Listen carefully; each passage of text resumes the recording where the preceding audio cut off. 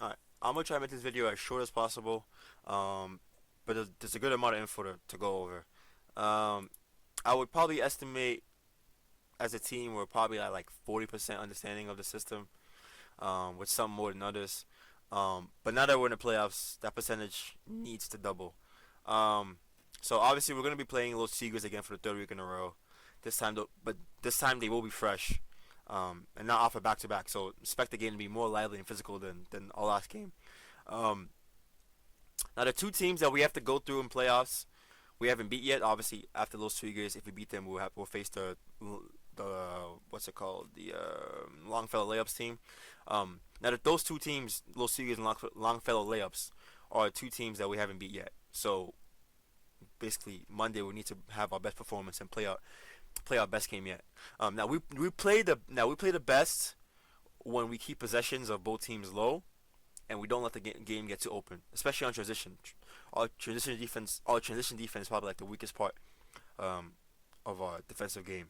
Um, Now you see the past 6 games, we've kept our scoring pretty much the same, like 40-50 range, which is fine. But the biggest losses we had obviously was when the game got way too open and way too loose.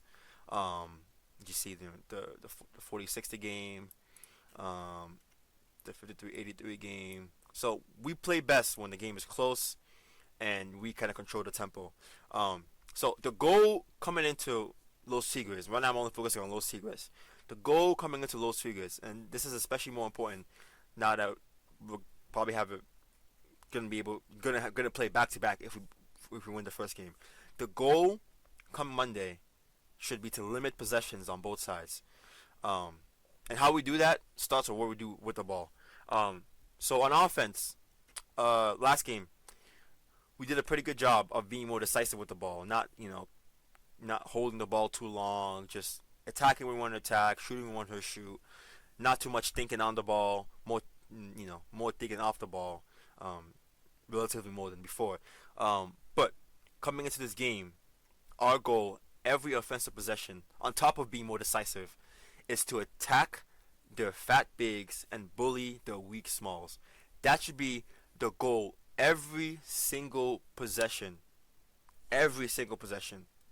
Um, Now, when I say attack the fat bigs, I mean obviously attack the fat bigs in the perimeter, like make them defend us in the perimeter, and bully the. When I say bully the weak smalls, I mean make the smalls, the small players, match up against our bigs and bully them in the post.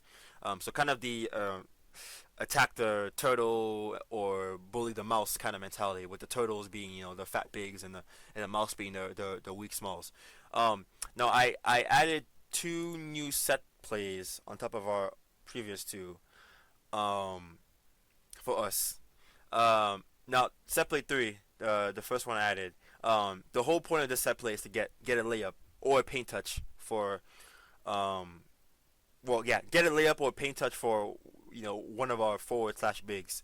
Um, so the setup. Let me just go show up. So the setup. Um, we have three on one side, two on the other side. Now these two are should be the smallest defenders that they have, um, on the court. With number one being like the smallest one they have, and number two being second smallest. Last game, I believe the smallest was him. He was pretty small. This guy was pretty small. This one's a maybe. He wasn't too small, but he was very weak. Um, so the goal is to have is to force a switch on one of their smalls to guard one of our bigs. So again, starts off with three of us, on one side, and then the two smalls on the other side. So what's it called?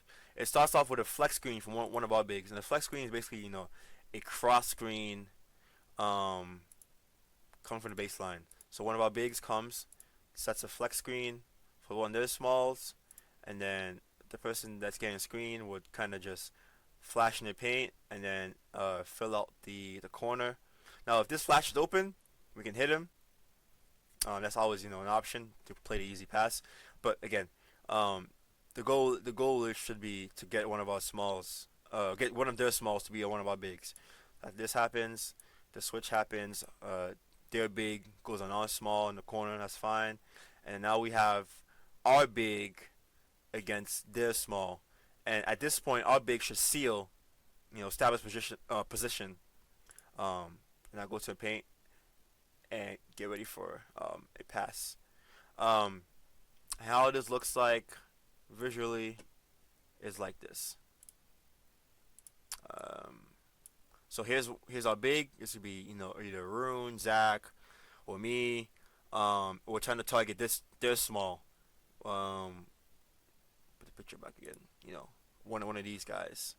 Um, and this would probably be whoever is who they put on him. Their small they usually put one of their smalls on one of our smalls. So this could be, I don't know, Sonny or Steven or Alexis or whatever. So again, starts with a flex screen for one of our bigs.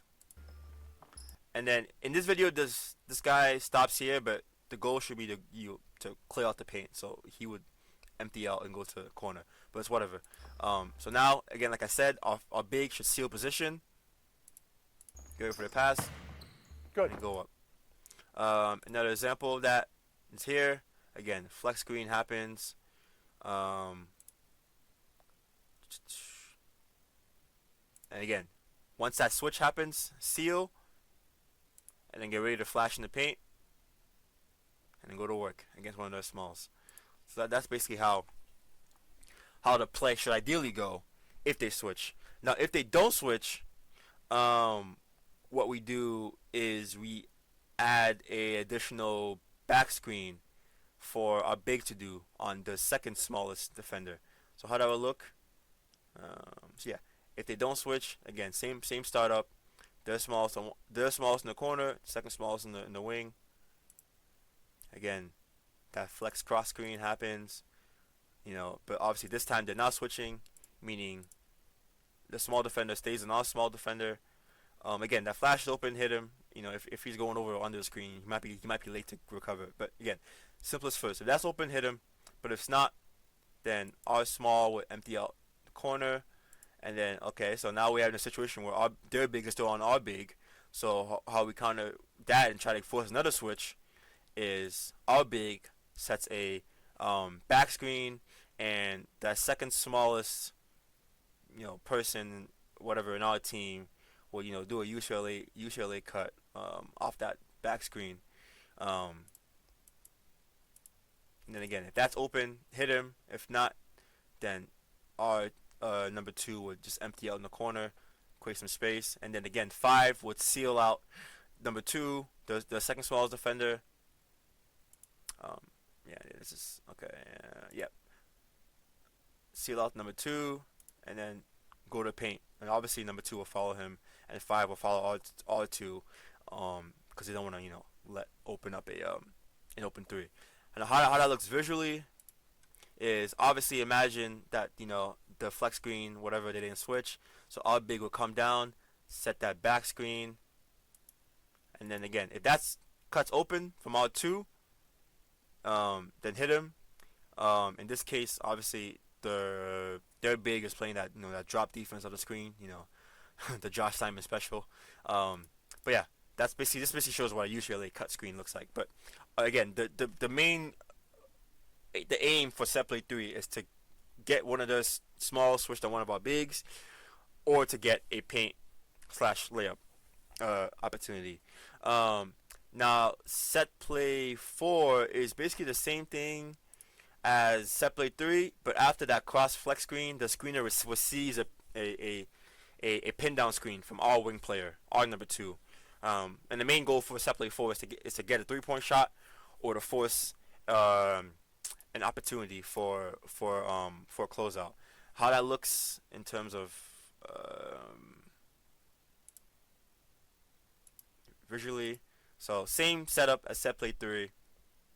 The cross screen happens with blah blah blah. But now we don't really care about whether they switch or not. But this time it ends off with our number 2 setting a down screen for our big, who initiated with the flex screen. Comes down. Obviously the 2 falls in, whatever, and then we hit that. We hit our big for open three, or to attack that closeout based on whoever closes out based on that screen. How that looks like, actual people is here. Another baseline out of bounds. So where they can go into their getting ready for that flex screen coming up here. Flex action right here. A great screen once again from Miles Kelly. And then receive a pin down from our wing player. And then he receives a down screen right here. Great pass. And you can shoot that, or you can attack the closeout over here. This guy's closing out late, or whatever. You can attack the closeout. I mean, we can kind of just play off that. I think I have another example. So if you have a guy playing, I kind of spit it up.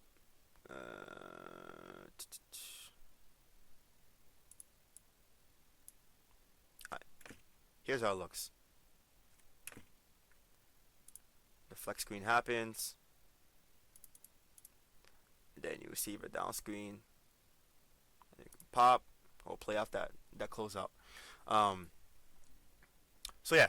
I might as well go over all other set plays. Now, set play 1 really works if we master circle motion, and we haven't really mastered circle motion. But just to show how it looks like, just for the sake of, the ball starts in the wing, and then number 1 becomes a jammer. We have someone curl in, and then guy in the corner comes off for set of pick and roll, and we kind of play off that. Now set play 2, that's just zoom action. So it starts whatever usually our big would be in the top, and then whoever the play is designed for, number 3, comes off 1 pin down, and then comes off a dribble handoff for a big. And then set play 3 and 4 I just kind of went over. Again, you can find examples in the previous videos I did regarding our offense. Also, what I mean by one of our small guys flashing over that first, let me go back. So what's it called? So right here, when I say the first person getting flex screen from the corner can flash in the paint if he finds himself free, this is what I mean. So right here, the flex screen is coming. Here's the screening action right there. Now again, if they don't switch or whatever, or in any case, if they're too slow to track our first small getting that flex screen, and the offensive player is going to go on the low side here, and then we can just hit him. We don't even need to worry about them getting a small switch, not big. Wide we can just hit him off that. And that's what I mean by the first person getting flex screen on the corner can flash. Yeah. Now they also might obviously go towards zone, and just in case they do go zone, it's important to remember if they go to 2-3, then we line up in a 1-4 flat formation. So 1 here, 4 flat across, and the goal is to position yourself in these kind of holes in between 2 players. So right here 2 is in between 2 of the defenders, 3 is between 2 of the defenders, 4 2 of the defenders, 5 2 defenders. So yeah, we're just attacking the gaps in their zone defense. If they go 3-2, then again we still do 1-4, but we kind of slant it a little bit. So we have one guy over here, one guy in this region, one guy top of the key, and then one guy again here. And then the goal is always to just attack those gaps in between their zone defense. So that's if they go zone. Just important to remember that. So yeah, on offense we want to bully the mouse and attack the turtles. Every single possession should end with either one of these small guys getting attacked in the paint, or one of these fat guys getting attacked in the perimeter. Every single possession. I'm every single possession. That's what we should be aiming. Now for defense, we're going to be running 1-3-1 for almost entirely of the whole game. Now for defense, we're going to be running 1-3-1 for almost entirely the whole game. So those who are not familiar with the roles, I recommend you guys start now. Obviously on fast break, or fast inbounds, transition, we go man. Um, Again, like I said, transition defense is the weakest part of our game, so it's going to be more important that we hustle back on any fast inbounds and turnovers, so we can get into our 1-through-1 as quickly as possible, or just get back quickly as possible. Again, all transition opportunities that they have, we should do man or wall up, whatever comes first. But the most important part is on transition that we get back and hustle back. Um, Now, I'm gonna go over 1-through-1 later in the video when I go over like the whole system in entirely. Um, Now, when we want to switch out of 1-3-1 is when they have two guys in the paint. So let's say 5 is here and 4 is here. We have to go. We have to go to man because that limits the opportunity for this guy to go corner to corner because he's gonna leave number 5 wide open with two guys inside. So as soon as they have two guys in the paint, we switch to man. So our 4 picks up there, 5 gets there, and now we go back to man based on whatever these other guys are. But as soon as they have 4 guys in the paint, we go to man. If they don't have 4 guys in the paint, then we stay at 1-3-1. Now when we do go man, again the main thing to look out for in man-to-man defense is the screens. Now to make it more simple, when we are in man, sorry, we're only gonna switch or go under. Those are the only 2 things we're gonna be doing on ball screens.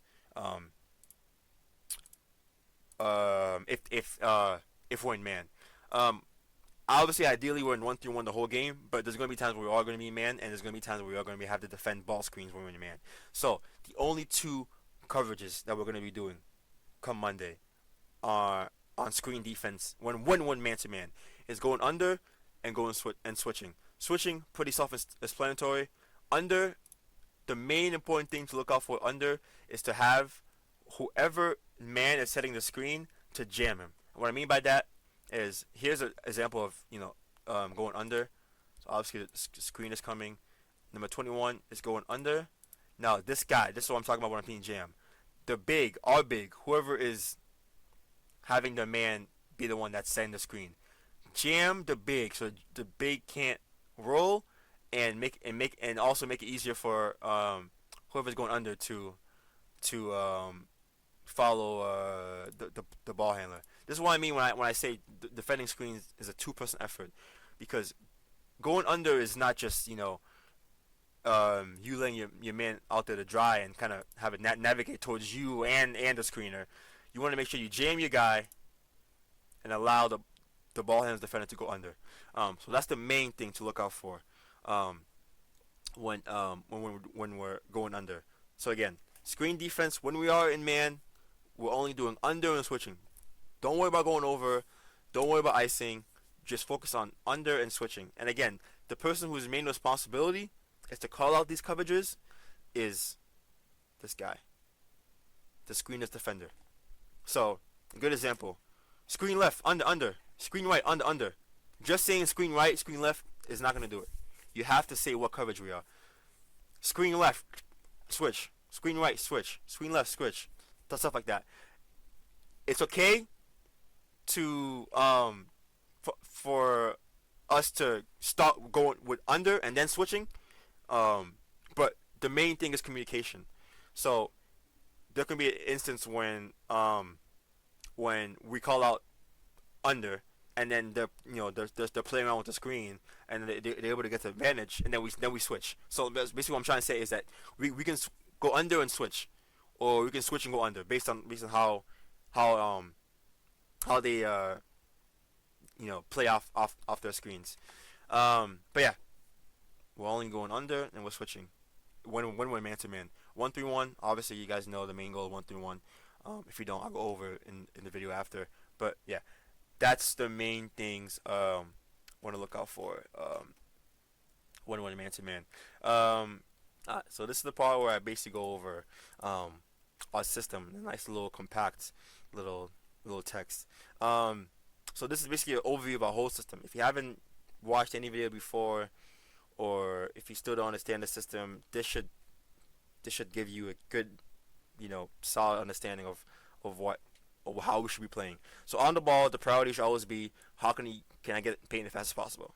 Um, if they're giving you open space to shoot it. Just keep shooting it. As long as you're open, I really don't care. Obviously, if you miss 2 shots in a row, it's probably best to see if you can do something else. But anyways, the key is to just not hesitate when we get the ball. The longer one of us has the ball, less likely that person's gonna be able to generate a good shot. None of us are carry. None of us are able to break down our guys consistently. So there's really no point of us trying to play like that. Either you catch and drive or catch and shoot. You should already know if you can, drive and shoot within the first 2 seconds you have on the ball. And ideally even before you get the ball. Again, this is all the basics of 0 second decision making. Off ball. So when you should always get off the ball when the opportunity to shoot or drive is gone. And there's 2 main ways to get off the ball in our system. Obviously, the first one is passing. Second one is dribble handoffs. For passing, when you pass in the perimeter, keyword in the perimeter. So when you pass in the paint, we're kind of playing it off off the air. But when you pass in the perimeter, you always do an action away from the direction you pass. And there's 2 type of away actions you can do. The first one is circle motion, which we haven't really been doing. The second one is screening away. You screen away if there's only one person on the opposite side of your pass. You do circle motion if there's more than one person on the opposite side of your pass. And we kind of make reads based on how they are defending the screen. And always remember the rule opposites when screening. So basically, if you screen and the person you're screening for is cuts, then you pop. If you screen the person you're screening for pops, then you roll. Obviously, now the example for screening away, if there's only one person on the opposite side, should look like this. So in here, this guy has a ball. He obviously not comfortable driving or doesn't want to drive, and obviously not open to shoot. So again, he gets off the ball by passing in the perimeter. He passes it to whoever's in the wing here. He sees there's only one guy on the opposite side of his pass. So what does he do? He screens away. Sets him a nice hard screen. Now off the screen, this guy cuts and curls. So this guy should be popping out. And what happens? Off that curl, gets the ball. And this is how we generate opportunities for guys off the ball. And obviously, again, whoever has the ball, their main focus as soon as they catch it is to get in the paint or shoot the open shot. That's why all our away actions is away from the ball, because it gives, obviously, if we were to pass it along the perimeter and not move, then it would get pretty stagnant. So we need to have an action that happens away from the ball, plus obviously the action of the person on the ball attacking when they catch it. So all this gives the defense more stuff to worry about. And again, if there's more than one person on the opposite side of your pass, they would do circle motion. And how that looks like is obviously here, again, this guy has the ball. He can't really drive, can't really shoot. So he passes it. Now he sees that there's 2 people, 1, 2, so there's more than one person on the opposite side of his pass. So what happens? They engage in circle motion. So again, this just highlights that there's 3 people. And again, this guy with the ball, he could shoot that if he wants. The guy's sagging, he can shoot that if he wants. But he's not comfortable shooting, I'm guessing, so that's cool, whatever. He could drive that if he really wants, not comfortable driving, that's fine. But again, he's holding the ball, so the opportunity is kind of gone. Again, back to circle motion. Circle motion, obviously, the guy that passes it jams up the nearest guy for this guy to cut. Obviously, that's open, you find him. And then the guy who's in the corner pops up. So there's always be one jammer, usually the guy who passes it. So, this guy over here jamming. One cutter, usually the guy who's closest to the passer. So this guy, one cutter. So this guy will be jamming, this guy will be cutting, and this guy will be popping. So you always have one jammer, one cutter, one popper when we do circle motion. And now, again, like I said, we haven't really done circle motion a lot this season because it really it depends on 3 people. But we have attempted to do screens away after we pass. But the most important thing is when we pass, especially passes in the perimeter, we do not stand still. Only time you can stand still is if you're able to pass in the paint, because that way you increase spacing. And these 3 videos, how to read, off-ball screens, wide pin down reads, and circle motion offense, do a good job of visually showing the type of reads you can make off of those actions. Now, second way of us getting off the ball is dribble handoffs. Now, dribble handoffs are the only time we should be dribbling, and also the only time we should be dribbling towards a teammate's spot. Because remember, we play 5 out, right? Let me go back to. So we play 5 out. So 5 guys in the perimeter. So we don't want whoever has the ball to be dribbling over here or dribbling over here. We want the only 2 times we should be dribbling is to attack the paint or for dribble handoffs. So that's what I mean when I say dribble handoffs are the only time you should be going toward your teammate's spot. Whatever your teammate does a dribble handoff, you do the opposite. Same as the screen, rule opposites. So when you're doing a dribble handoff, if they're coming off the screen to dribble in the paint, then you pop. If they're popping, then you roll. Vice versa. And again, this dribble handoff video right here does a good job explaining the type of reads you can make off dribble handoffs. Now set plays. We kind of went over this earlier, but obviously set play 1 is a circle motion to a ball screen. The aim for that is to focus confusion prior to pick and roll. So circle motion does a lot of confusion on the other team. So with set play 1, we add a ball screen at the end to kind of force them to think before they have to defend the ball screen. Set play 2, obviously a down screen to a dribble handoff from the top. Again, the aim is to force confusion prior to the dribble handoff. Set play 3, flex screen to a seal from one of our bigs to force a switch. Can lead to a back screen if they don't switch on the flex screen, and also can lead to a ball screen if they don't switch on that additional back screen. Aim for set play 3 is to force a switch and to put one of their smalls on our bigs, or to just get a layup or paint touch. Set play 4, similar to set play 3, is a flex screen to a down screen, and the aim to get a 3-point shot or to force a closeout. Again, I went over that earlier in the video. Now cutting. Only do a backdoor cut or a 45 cut if your man is sleeping or overplaying you. Do not cut if your man's chest is still facing you. If your guy's chest is still facing you, if your guy is literally looking at you, don't cut. Now the 45 cut video that I added does a good example of kind of showing ideal times to cut. So if you want more information, go on that video. And regarding follow-ups and crashing, don't gamble on old boards unless you're already boxing out your man. So let's say that you happen to find yourself in the paint or whatever off of us trying to, do our offense.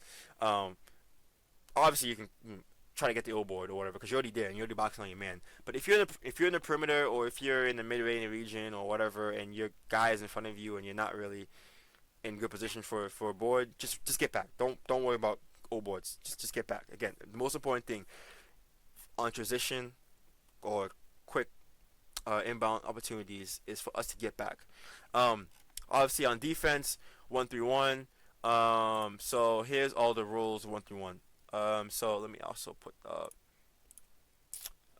the actual setup in the background. So here's the 1-3-1 kind of setup. So this guy over here, main role is to go from corner to corner. As soon as that ball goes to corner, that's when he jumps up for that double team. Number 5, the center. The center's role is really to stop the middle drives and to defend whoever is camping in the paint for them. The 2 wing defenders, main role is to be the first one to defend what's ever in the wing, and also to help on the double team when the ball's in the corner. Their role they should not worry about who defending the top at all. They should not, both sides. Don't worry about the top. Only worry about the wing and the corner. That's all the wing defender should be worried about. Shows right here. You want to pressure them. When the ball's in the wing, you want to force the ball even more to the baseline. If the ball is here, you want to defend them in a way that they can't go back up, and they have to go towards this side. And again, the 5 should stop any middle drive. So position yourself right here. The ball's right here. You position yourself here. Let's say the ball's here. You position yourself here. And then this guy, the guy who has to go corner to corner, should be ready to jump out. So if the ball's here, you should be kind of position yourself right here. And again, the top defender, he's the person that we kind of go off on. He dictates which side we're forcing them. So when if you're the top defender, if you're the top defender and you're defending, you want to kind of shade them towards one side. Don't come at them too flat. Shade them towards one side. So if you're shading them towards this side, then this guy knows to set up here. This guy knows to pinch in a little bit, and this guy knows to get ready for the ball to go over here. So yeah. And you also drop to cover middle, like it says here. But again, your main responsibility is to kind of steer them towards one direction, whoever's defending here. And let me go back to now again, we switch off 1-3-1 if they camp two people in the paint, which I went over before. And man-to-man, ball screen defense, we're only switching and we're only doing going under. Jamming means we jam the screener. On the weak side, whoever's defending on the weak side, about what I mean by weak side is so right now we're on defense, right? So if the ball's over here and you're on this will be the weak side, basically, because the ball's right here. This is the strong side. This will be the weak side. So the weak side, be ready to help in the middle. That's what I mean by that. It's kind of sag off a little bit if you're on the weak side. Again, this is the weak side. The opposite side where the ball is the weak side. So with the ball's right here, get ready to help in the middle. And the strong side, which would be this side. Again, this is this is me going over man to man. We want to force everything towards baseline. So if the ball's right here, you're gonna want to position yourself this way, to kind of force in baseline, and similar to this. So this kind of would be how we would kind of look when we're doing man-to-man and the ball's over here. Again, so weak side, get ready to help in the middle. You just be prepared. Be prepared to switch as well. So, and when we close out, don't come at them too straight. Kind of shade them towards the help. So what I mean by that is if you're kind of closing out, you don't want to come at them too straight because then you can get beat either direction. You kind of want to shade them to where you want them to. Where you shade them is up to you, to be honest. I know I said I wanted to force them towards the baseline, but if we have help towards this side, a good option is to kind of force them towards help, but only if we have sufficient help. The goal should always have everything towards the baseline, but anywho, we want to just make sure we're not closing out too flat. And also target the non-dominant hand if possible. So, if we know that they're righty, when you close out, you kind of want to shade them towards the left hand, if possible, and see how they're able to play on the left hand. So, yeah, basically that's a whole kind of quick overview of our system. Now, I have a question similar to what I did last video I had a question for everybody. Right now, I'm going to put all the questions for the end of the video. And this is, for me to know who watched this video. All the answers to these questions right in the chat, Google chat. If you guys noticed last week, I think Steven, Zach, Josh, Brian were the only 4 people to answer the questions. Oh, Alexis also answered this question, but he answered it at the day of the game. But anywho, Josh's question: which 2 ball screen coverages are we only going to be using on man-to-man defense? Zach, describe set play 3, and what do we do if they don't switch on the first action? Basically, if they don't switch on the flex screen. Kevin, what are the only 2 times we should be dribbling? Sonny, when do we switch out of 1-3-1 and go man-to-man? Brian, who are we looking to bully in the post? Steven, describe set play 4. Eric, who are we looking to attack in the perimeter? Arun, it's a long one. On defense, if your guy is setting a screen and you call under, what should you be doing while the ball handler defender is going under? And Alexis, describe set play 2. So these are your questions. Answer them in the chat. And yeah, let's prepare for war.